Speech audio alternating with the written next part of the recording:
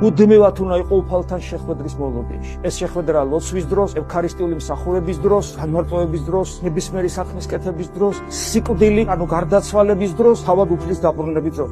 მუდმივი მოლოდინის რეჟიმში, რომელიც მუდამ ფორმაში გამყოფებს სულიერი თვალსაზრისით და არასოდეს არ გძინავს. ეს არის ღვიძარებისა და სიფხიზლის სათნოების, გულისწყობის მუდმივი კონტროლი, საკუთარი თავის მუდმივი შემოძახების რეჟიმში, დისციპლინის, პროგრამის აღსრულების, მუდამ გულხურვალების, სულის დუღარების, მოუკლებელი ლოცვის, მარადიული სიხარულის რეჟიმში იმყოფება ადამიანი, თუ გეშინიათ არ დაიღლები, ღმერთი გაგაძლიერებს თავისი ენერგიით. ეს არის მდგომარეობა მუდმივი მოლოდინის. თორე თუ ეს რაც ჩამოვთვალე არა, ადამიანს ავიწყდე, სულიერად იზინებს, ისე მოგვიკაკუნებს, გარდაცვალება თვალის დახამხამებასაც ვერ მოვასწრებ. მეცაც გეტყვი, როცა უფალი ჩვენს გულს შეეხება, ვერც ვიგრძნობ და თუ ვიგრძნობ, ვერ შევინარჩუნებ. აღარ გვექნება უნარჩვევები მასთან ინტენსიური კომუნიკაციის.